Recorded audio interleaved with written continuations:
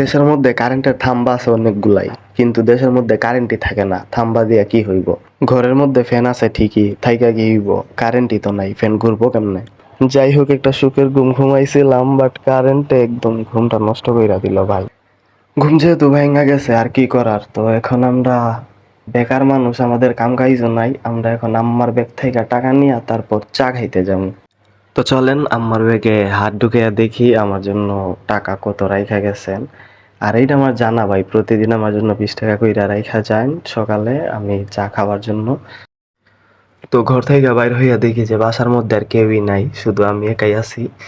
তো আমার দরজাটা লাগাই আমিও চইলা যাইতেছি বাজারের উদ্দেশ্যে।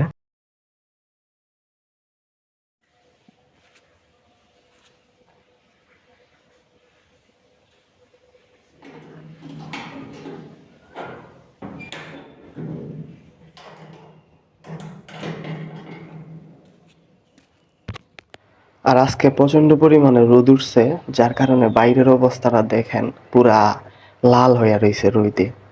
আর অনেক গরমও লাগতেছে ভাই, বলার বাইরে। রোদটা অনেক বেশি দিছে আজকে।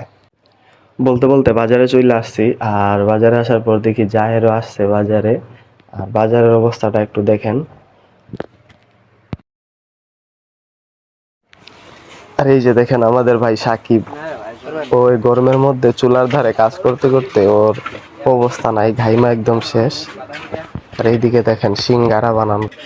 তো আমার আর কি করার, আমার বউও নাই, আমার কামও নাই, আমি বইসা বইসা মাথা হাতাই। मतलब वो अलग ही लेवल का बंदा